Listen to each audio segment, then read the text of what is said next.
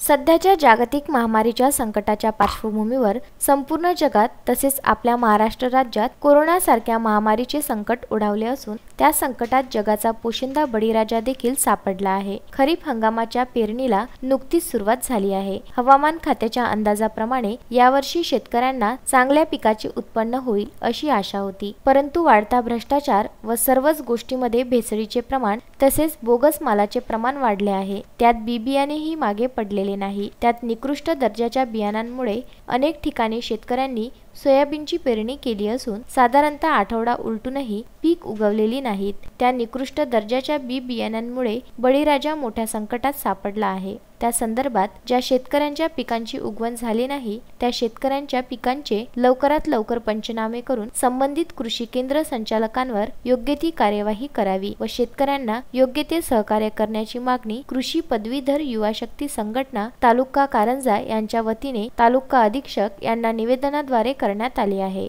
Akshay Lotay, Vidarbha news, Karanja Lad.